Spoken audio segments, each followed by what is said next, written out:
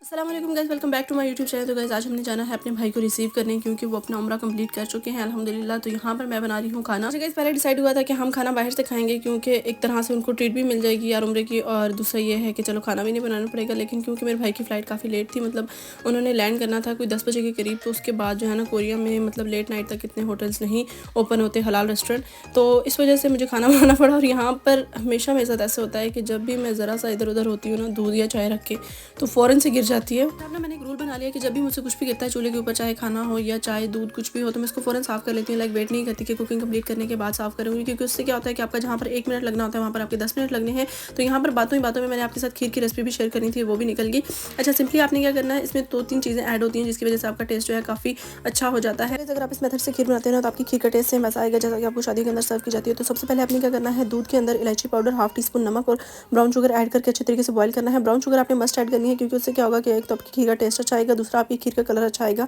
उसके बाद आपने क्या करना है, लजीजा खीर, चावल का आटा और कोकोनट पाउडर, ठीक है। ये तीनों चीज़ें, इनकी क्वांटिटी मैंने पीछे आपको दिखा दी है, आपने उसी को फॉलो करना है। आपने 2 बातों को ध्यान में रखना है। पहला तो ये है कि चावल का आटा ज़्यादा ऐड नहीं करना, उससे क्या होगा कि आपकी खीर बहुत जल्दी थिक हो जाएगी और एक कच्चा सा फ्लेवर आएगा। दूसरी बात ये है कि आपने इसको दूध के अंदर आहिस्ता आहिस्ता ऐड करना है, वरना गुठलियाँ बन जाएंगी। उसके बाद आपने ड्राई मिल्क पाउडर लेना है और चूल्हा बंद करने के बाद आपने इसको ऐड कर देना उसके अंदर। और एंड पे एक और स्टेप है कि आपने इसके अंदर 2 से 3 ड्रॉप्स वनीला एसेंस के डालने हैं, जिसकी वजह से आपकी खीर का टेस्ट काफ़ी इनहेंस हो जाएगा। तो जी ये थी खीर की रेसिपी। और इतना तेज़ तेज़ बोलने के बावजूद भी जो है ना वीडियो पिक्चर हम आगे निकल गए, लेकिन आई होप कि आप लोगों को सारी स्टेप्स जो है ना अच्छी तरीके से समझ आ गए होंगे। और यहाँ पर मैंने कौरमा बना के रेडी कर लिया। अब बारी है शवारमे की। तो शवारमे का सिस्टम ये है कि हमने बाकी सारी चीज़ें घर में ही बना ली, लेकिन जो इसकी ब्रेड होती है वो काफ़ी मुश्किल होती है, तो हमने सोचा था कि वो हम बाहर से मंगवाएंगे। तो यहाँ पर हम लोग घर से निकल चुके हैं, और एज़ यूजुअल मेरे हस्बैंड के मुताबिक हम लोग घर से लेट निकले हैं, लेकिन हम लोग वहाँ पर मतलब कोई घंटा पहले चले गए थे। लेकिन उसका एक फ़ायदा हुआ जो मैं आगे चल के आपको बताऊँगी। अच्छा, तो जब भाई जा रहे थे ना, तो इन्होंने मुझसे पूछा था कि तुम्हें मतलब क्या चाहिए वहाँ से, या मैं तुम लोग के लिए क्या लेके आऊँ। लेकिन उस टाइम पे मेरे माइंड में कुछ भी नहीं आ रहा था, तो मैंने भी बोल दिया कि नहीं नहीं, हमें वहाँ से कुछ नहीं चाहिए। क्योंकि गाइस घर में मैं अकेली होती हूँ, तो सारा दिन मैं क्या करती हूँ, यहाँ व्लॉग्स देखती रहती हूँ, तो यहाँ व्लॉग एडिट करती रहती हूँ। तो उसमें क्या हुआ कि मेरे सामने से एक मिनी व्लॉग गुजरा, और वो भी कोई सऊदीया में ही रहती थी। तो वो बता रही थी कि यहाँ पर परफ्यूम्स का और खुशबू का बहुत ज़्यादा ट्रेंड है। मतलब यहाँ के लोग बहुत ज़्यादा परफ्यूम यूज़ करते हैं, और घरों के लिए भी एक स्पेसिफिक जो है ना खुशबू यूज़ करते हैं, जिसकी वजह से घर में काफ़ी अच्छी खुशबू रहती है और काफ़ी लॉन्ग टाइम के लिए रहती है। तो ये चीज़ मुझे लाजमी चाहिए थी, क्योंकि कोरिया में बंद घरों की वजह से ना, और कुकिंग ज़्यादा होने की वजह से घर में एक अजीब सी स्मेल क्रिएट हो जाती है। तो उससे मुझे ये था कि नहीं यार, ये तो मैंने मंगवानी है, क्योंकि एयर फ्रेशनर हम लोग जितना भी कर लेना तो वो थोड़ी देर ही रहता था, और उसके बाद सब गायब। अच्छा, यहाँ पर मैं इनको लेके आई थी थोड़ा सा फ्रेश करने के लिए, क्योंकि रास्ते में ये खाती पीती रही हैं, उसकी वजह से इनका मुंह थोड़ा सा गंदा हो गया था। लेकिन यहाँ पर आके इन्होंने खेलना शुरू कर दिया और बोला कि नहीं, हम लोग तो अपना मुंह जो है ना खुद ही धोएंगी। तो मैं यहाँ पर थोड़ा सा मैंने कहा चलो क्लिप रिकॉर्ड कर लेते हैं। तो यहाँ पर आप देख सकते हैं कि इनका वॉशरूम कितना साफ़ सुथरा है, और सब कुछ जो है ना ऑटोमेटिक है। मतलब यहाँ पर टॉवल भी है, हेयर ड्रायर, सब कुछ आपको जो है मिल जाता है। इस एयरपोर्ट पर मैं कोई तीसरी दफ़ा आ चुकी हूँ, लेकिन मुझे हर दफ़ा यही लगता है कि यार मैं पहली दफ़ा आई हूँ। मतलब जब भी आओ कुछ ना कुछ न्यू देखने को मिलेगा आपको, क्योंकि ये एयरपोर्ट इतना बड़ा है कि आप इसके जिस भी गेट सेंटर होगे ना, तो आपको वहाँ पर एक नया व्यू देखने को मिलेगा। और यहाँ पर हम कोई 2 घंटे पहले आ गए थे, और घर से जब हम निकल रहे थे ना, तो आसिफ यही कह रहे थे कि हम लोग लेट हो गए हैं, वो आके हमारा वेट कर रहा होगा, तो ये वो। तो खैर हम लोग यहाँ पर लेट तो नहीं हुए थे, लेकिन हम लोग यहाँ पर ऑलरेडी काफ़ी वेट कर रहे थे। और उसके बाद मेरे भाई ने एक और कारनामा किया, जिसके बाद जो है ना 2 घंटे में मज़ीद वेट करना पड़ा। तो मतलब कम से कम जो है ना हमारे 3 से 4 घंटे जो है ना एयरपोर्ट भी गुजर गए। तो खैर जितनी देर हम लोग यहाँ पर बैठे रहे ना, तो हमारा एक ही काम था कि आते जाते हुए लोगों को ऑब्जर्व करना। अच्छा, यहाँ पर ना मैं एक चीज़ नोट करी थी कि आप देखेंगे कि लोगों ने हैंड कैरी के ऊपर पूरे मतलब इतने बड़े बड़े वो शॉपिंग बैग और इस तरह भरे हुए, और कुछ लोगों ने तो ट्रांसपेरेंट मतलब बैग्स, और उनके अंदर जो भी कचरा उन्होंने भरा हुआ था वो सब नज़र आ रहा था। लेकिन ये लोग इतना कैजुअली अपना सफ़र एंजॉय करते हैं, और मतलब इनको कोई परवाह नहीं होती कि कोई हमें नोट कर रहा है या कोई देखेगा तो क्या सोचेगा। अगर मैं अपना एक्सपीरियंस शेयर करूँ ना, कि जब मैंने फर्स्ट टाइम सफ़र किया था, तो मुझे तो इतनी ज़्यादा गाइडेंस मिली थी कि हर बंदा मुझे गाइड कर रहा था। और स्पेशली आसिफ ने तो मुझे मतलब इतना समझाया था कि तुमने जो है ना किसी से कुछ लेके नहीं खाना, अपना जो लगेज है वो मतलब अकेला कहीं भी नहीं रखना, या रख के कहीं जाना नहीं है। मतलब हर वक्त अपने सामान को अपने साथ रखना है। उसका रीज़न ये है कि मतलब कुछ लोग जो है ना इलीगल चीज़ें डाल देते हैं, तो उसका सारा ब्लेम जो है आपके ऊपर आता है, और ये सारी चीज़ें। अच्छा, स्टार्ट में ये हुआ ना कि मुझे बहुत ईजी लग रहा था जब तक मैं पाकिस्तानी एयरपोर्ट पे थी ना, मतलब क्योंकि आप वैसे ही अपने मुल्क में बहुत ज़्यादा वो बन रहे होते हैं कि नहीं नहीं हमें सब पता है, सब पता है। तो वहाँ तक मुझे लग रहा था कि नहीं यार, इतनी मुश्किल वाली बात नहीं है, मैं कर लूँगी।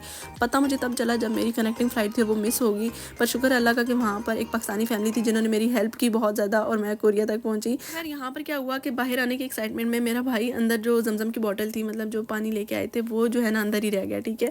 और वो था भी इतना इंपॉर्टेंट कि हम लोग छोड़ के भी नहीं जा सकते थे। तो उसके बाद ना आपका अगर कोई लगेज ऐसे अंदर रह जाता है और उसके बाद आपको जब उसको वापस लेने जाते हैं ना, तो फिर वो पहले वाली बात नहीं होती। आप क्योंकि एक दफ़ा एयरपोर्ट पे बाहर आ जाते हो और दोबारा आपने अंदर जाना होता है, तो वो सिक्योरिटी इश्यूज़ की वजह से ना वो आपको काफ़ी मिन्नतें तरले करने पड़ते हैं उनके। तो खैर उन्होंने हमें इजाज़त तो दे दी अंदर जाने की, लेकिन उसका नुकसान ये हुआ कि 1 घंटा मज़ीद हमारा वेस्ट हो गया। मतलब कि अरसलान के बाहर आते आते 11 बज चुके थे और सुबह इन सब ने जाना था काम पे। अच्छा, यहाँ पर मैं आपके साथ एक छोटी सी चीज़ शेयर कर रही हूँ। आप लोगों ने भी नोट करना है कि आप देखिएगा कि कोरियन जो है ना अपने ट्रैफिक सिग्नल्स को कितना सीरियस लेते हैं। यहाँ पर जो ज़ेब्रा क्रॉसिंग होती है उसकी टाइम लिमिट होती है कि आपने इतने टाइम लिमिट के अंदर क्रॉस करना है। तो फर्स्ट तो ये है कि ये लोग जो है ना क्रॉस करने से पहले टाइम देख लेते हैं कि आया हम इतनी देर में क्रॉस कर सकते हैं या नहीं। और सेकंड क्या होता है कि अगर ये क्रॉस कर रहे हैं, मतलब क्रॉसिंग करते करते मिड में ही जो सिग्नल बंद हो गया, मतलब 4 से 5 सेकंड रह गए हैं, तो ये लोग क्या करते हैं, ये लोग भागना शुरू कर देते हैं कि यार हम लोग अपने टाइम लिमिट के अंदर जो है ना क्रॉस कर लें। इसका रीज़न ये नहीं है कि यार दूसरे का सिग्नल ओपन हो गया तो अब गाड़ी जो है ना हमें हिट कर देगी। ये वैसे ही किसी को मतलब वेट नहीं करवाते।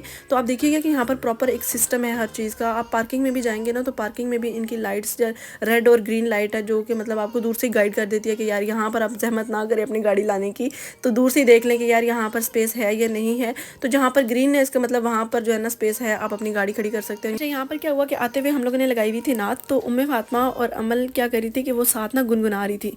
तो घर में भी अक्सर ऐसा होता है कि मैं इनको नाते लगा देती हूँ या कोई अरेबिक कलाम लगा देती हूँ। तो मुझे आइडिया नहीं था कि यार इनको ये पूरी याद हो गया, और अमल के मुंह के साथ और भी ज़्यादा क्यूट लग रही थी, मतलब ये सारी पढ़ रही थी। तो फिर मैंने आसिफ को बोला कि आप थोड़ी देर बंद करें, मैं सुनती हूँ कि इनको पूरी आती है या नहीं। तो थोड़ा सा मतलब लफ्ज़ सही से नहीं कह रही थी, लेकिन पता था इनको कि यार मतलब क्या है क्या नहीं है। तो आप लोगों ने भी सुनना है और माशाल्लाह लाजमी बोलना है।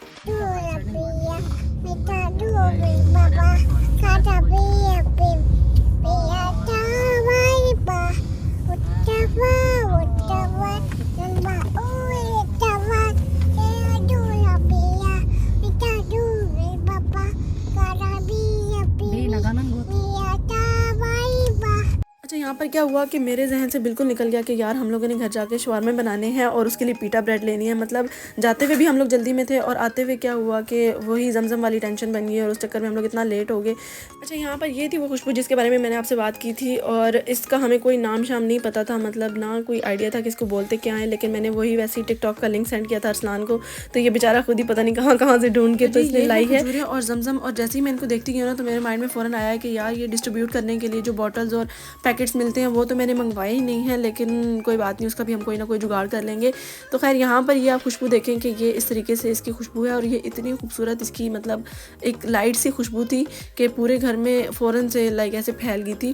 अच्छा, पाकिस्तान से जो चीज़ें मैंने इनकी मंगवाई थी ना, उसमें सिर्फ यही था कि यार शहद और देसी घी, इस तरह की चीज़ें जो यहाँ पर नहीं मिलती। लेकिन मेरी अम्मी ने इनकी मतलब पूरी शॉपिंग करके भेजी हुई थी, इनके कपड़े जूते जो कि यहाँ से भी बहुत ईजीली मिल जाते हैं। तो जी ये था आज का व्लॉग। अगर आपने यहाँ तक व्लॉग देखा है तो लाइक मस्ट करना है। मिलते हैं नेक्स्ट व्लॉग में। अपना बहुत सारा ख्याल रखिएगा। अल्लाह हाफिज़।